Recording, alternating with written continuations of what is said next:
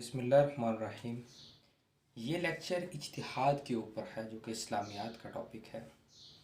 तो इस लेक्चर में दो चीज़ें हैं जो कि एग्ज़ामिनर पूछता है। एक में वो बेसिक स्ट्रक्चर पूछता है, दूसरे में वो एनालिसिस पूछता है। तो हम सबसे पहले जो है वो ग्रामेटिकल मीनिंग से इसका आगाज़ करते हैं। तो ग्रामेटिकल मीनिंग इसके क्या है? इसके इज्तिहाद के जो ग्रामेटिकल मीनिंग ये हैं, बेसिकली तो इसके मीनिंग होते हैं कोशिश करना। तो लेकिन अल कामूस अल फ़िकी ने इसकी क्या जो है वो मीनिंग बताए हैं, इसके क्या मीनिंग बताए हैं उन्होंने। तो उन्होंने कहा है कि किसी काम को मंतकी अंजाम तक पहुंचाने के लिए ये आप जो उस दौरान तकालीफ या कोशिश करते हैं उसका नाम इज्तिहाद है। यानी कि किसी काम को मुकम्मल करने के लिए जो मराहिल में से आप गुज़रते हैं और उस मराहिल में जो आपको तकलीफ़ बर्दाश्त करनी पड़ती है उसका नाम इज्तिहाद है। इज्तिहाद का मतलब ही कोशिश है, मुशक्क़त यानी कि तकलीफ़ को बर्दाश्त करना। उसके बाद इसकी डेफिनेशन देखते हैं कि इसकी डेफिनेशन क्या है। इसकी दो डेफिनेशनें मैंने लिखी हैं। एक डेफिनेशन जो है वो मैंने इमाम गज़ाली के उससे ली है मैटर से। दूसरी जो है डेफिनेशन वो अल कामूस की ही है जिन्होंने ग्रामेटिकल मीनिंग दिए थे। तो इमाम गज़ाली का कहना है कि मुज्तहिद का शरिया के अहकाम के इल्म की तलाश में अपनी कोशिश करना, यानी कि वो शरीयत के दायरे में रहकर जो कोशिश करता है अपने मसाइल का हल तलाश करने के लिए, उसका नाम जो है वो इज्तिहाद है। तो इन्होंने जो डेफिनेशन दी है अल कामूस अल फ़िकी ने, वो कहते हैं कि इस्तिलाह शरीयत में कुरान और सुन्नत और इजमा की रोशनी में मुकर्रर शराइत के मुताबिक बतरीके इस्तंबात इस्तखराज, यानी कि जिसको हम डिडक्शन कहते हैं, शरई अहकाम और कवानीन की तश्कील, तजदीद, तफसील, तौसी और तनफीज़ के लिए जो वो माहिराना कोशिश का इस्तेमाल करता है उसका नाम इज्तिहाद है। बहुत सादा लफ्ज़ों में समझना हो कि कुरान और सुन्नत के दायरे में रहकर मसाइल का हल तलाश करना इज्तिहाद है। यानी जिनका ज़िक्र कुरान मजीद में या हदीस में आपको नहीं मिलता, उसका जो है वो हल तलाश करना इस दायराकार में रहकर वो आपका इज्तिहाद कहलाएगा। उसके बाद हम देखते हैं कि इज्तिहाद के कौन से बड़े बड़े इस्लामिक फ़िक़ा के बड़े सोर्सेस कौन से हैं। इस्लामिक फ़िक़ा की डेफिनेशन क्या है? इस्लामिक फ़िक़ा की डेफिनेशन ये है कि फ़िक़ा हम कहते हैं समझ बूझ को। इसके लिए लफ्ज़ इस्तेमाल होता है कुरान में तफ़क्कुफ़ दीन, दीन में समझ बूझ होना, अंडरस्टैंडिंग होना किसी चीज़ की, उसकी साइंस की मालूमात करना, इंटरप्रेट करना किसी चीज़ को, ये है इसकी डेफिनेशन।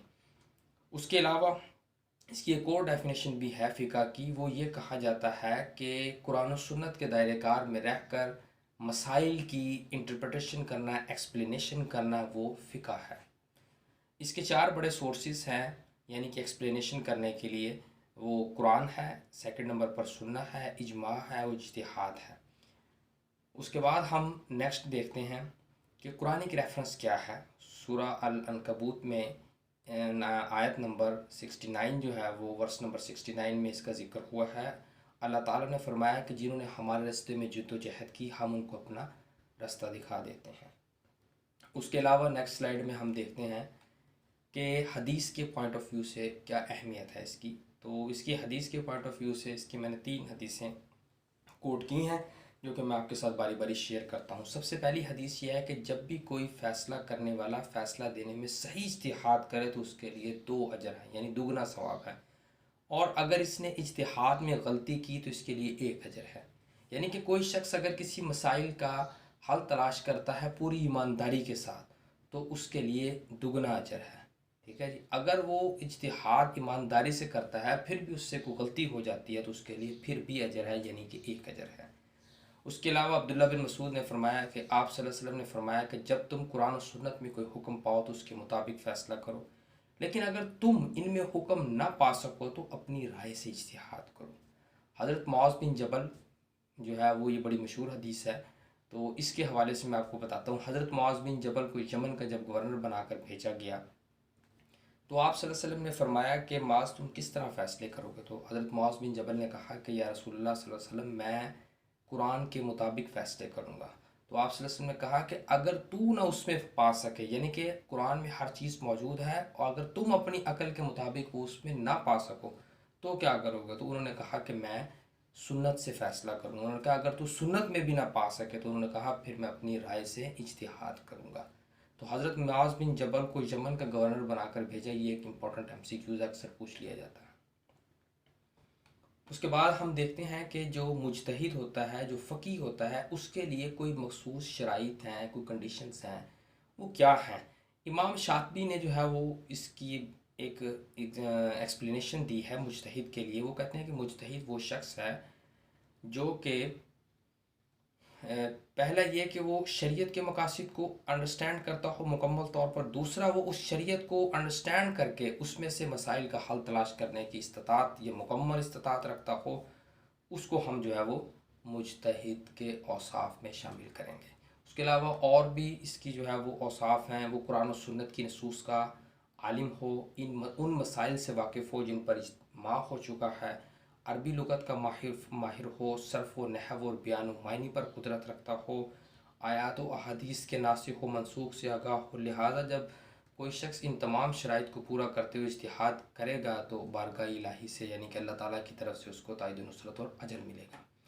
उसके अलावा हम देखते हैं कि इज्तिहाद कहाँ पॉसिबल है और कहाँ नहीं पॉसिबल है। तो इसका जवाब यह है कि इज्तिहाद जहाँ पर कुरान और सुन्नत के वाज़ेह अहकाम हैं वहाँ पर इज्तिहाद पॉसिबल नहीं है। जहाँ पर इज्तिहाद वहाँ पर इज्तिहाद पॉसिबल है जहाँ पर कुरान और सुन्नत के वाज़ेह अहकाम नहीं हैं। उसके अलावा मुजतहिदीन की हम टाइप देखते हैं। एक मुजतहिदीन होता है उसको कहते हैं मुजतहिद फ़ी शरअ, यानी कि ये किसी ख़ास फ़िकी मज़हब का बानी होता है और अपने बनाए हुए असूल के मुताबिक शरीयत में से मसाइल का हल तलाश करता है और वो अपने असूल व फ़ुरूअ में किसी दूसरे की पैरवी नहीं करता। इस तरह चार जो है वो हमारे मज़ाहिब फ़िकी मज़ाहिब हैं, जिसमें इमाम अबू हनीफ़ा हैं, उसके बाद इमाम मालिक हैं, इमाम शाफ़ी हैं, इमाम हम्बल हैं। उसके अलावा और अहले तशय्युओं के हाँ इमाम जाफ़र सादिक हैं।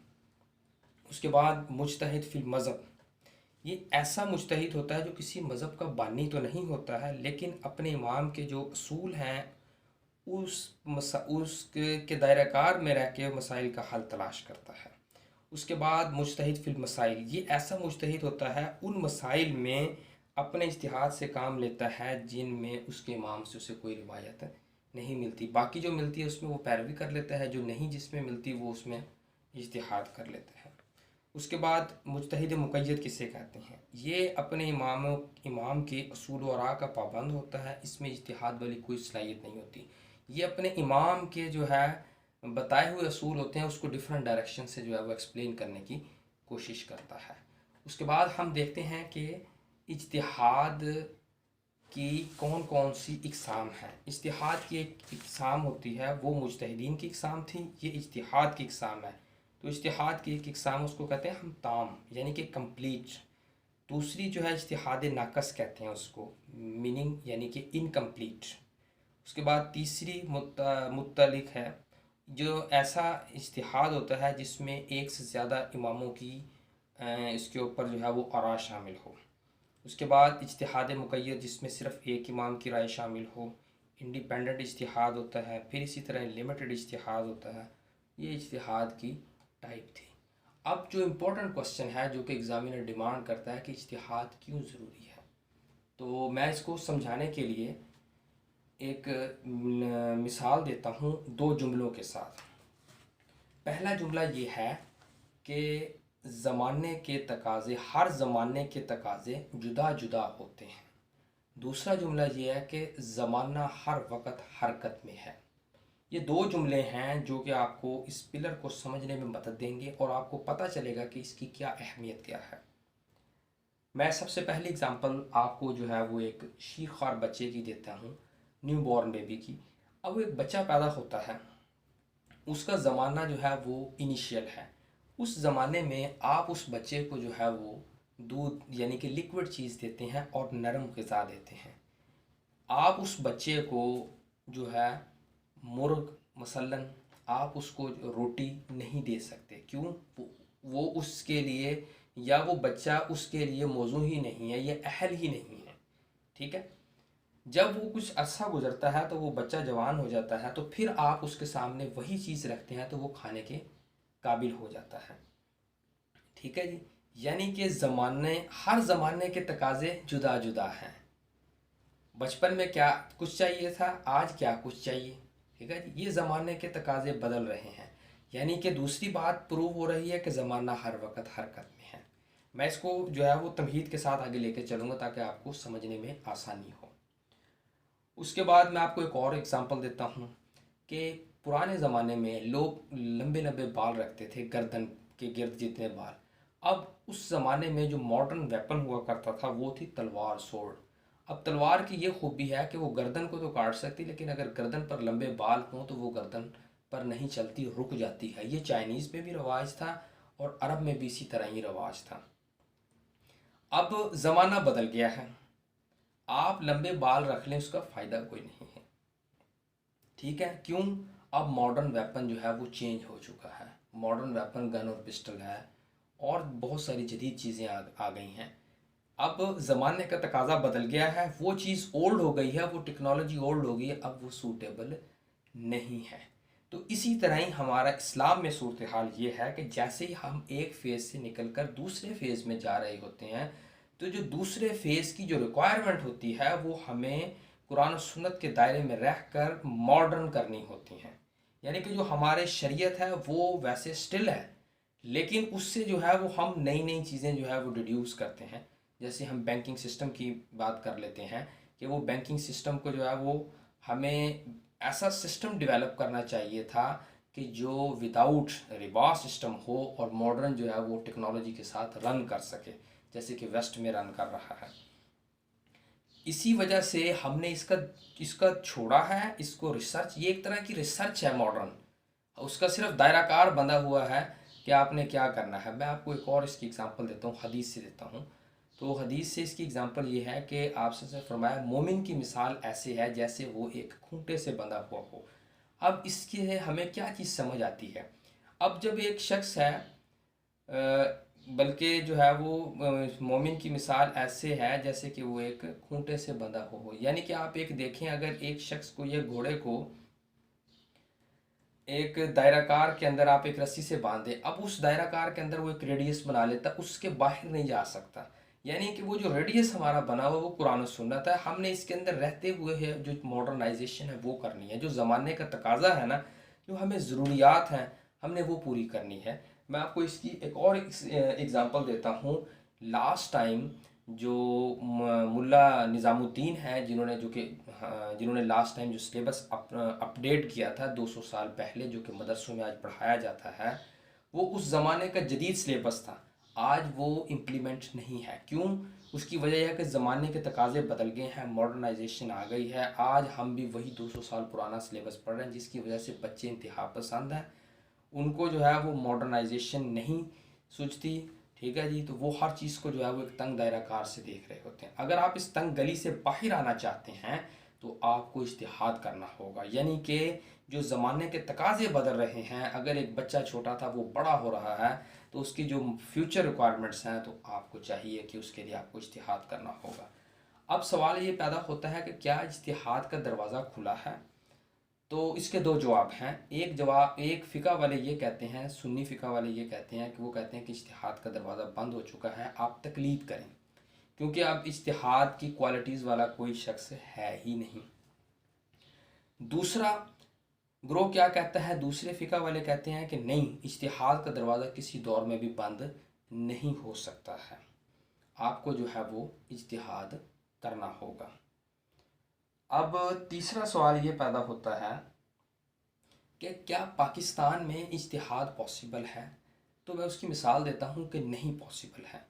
या वो ममालिक जो इस्लामी ममालिक हैं, अगर आपने देखना हो कि इज्तिहाद उन ममालिक में पॉसिबल है या नहीं है, या हमारे मुल्क में पॉसिबल है या नहीं है, तो आपका जो कानून साजी का इदारा है, आप उसमें देखें कि क्या जो वहाँ पर लोग कानून साजी कर रहे हैं वो इस सिस्टम पर पूरा उतरते भी हैं या नहीं उतरते हैं। अगर वो उनमें ये क्वालिटीज़ हैं जो मैंने बताई हैं मुज्तहिदीन के लिए, तो इसका मतलब है कि इज्तिहाद आज भी पॉसिबल है।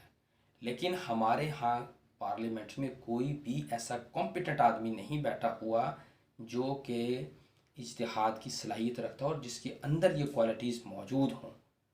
तो ऐसा कोई भी शख्स नहीं है। सो फ़िलहाल जो है वो हमारे लिए ये दरवाज़ा बंद है। हाँ, अगर इस तरह के लोग आने शुरू हो जाएं तो दरवाज़ा खुला है, यानी कि हमने वो लोग पैदा जो है वो करने हैं, तो इसका जो है वो हमें मसाइल का सलूशन निकल सकता है। इसी वजह से ही लोग इस्लाम को कहते हैं कि ये पुराना निज़ाम है, ये चल नहीं सकता। जो हमारे जो फ़िक़ा के बानी थे और जो उस ज़माने के हमारे लोग थे, वो ज़माने के साथ साथ चलते रहे। जैसा ज़माना बदलता रहा वो रिसर्च करते रहे और उन्होंने मज़ीद से मज़ीद मॉडर्नाइजेशन करके दी इस्लाम के दायरे में रहकर। जैसे ही हमने इसका दरवाज़ा बंद किया, हमने रिसर्च करनी छोड़ी, कुरान और सुन्नत का दायरे में छोड़ा, तो इस वजह से आज कहते हैं कि इस्लाम ओल्ड हो चुका है और इसके पास सॉल्यूशन नहीं है। तो उसका आंसर यही है जो मैंने आपको बताया है। तो ये लेक्चर जो है वो इसके ऊपर था, इज्तिहाद के ऊपर। तो इसको सुनने के लिए शुक्रिया। अल्लाह हाफिज़।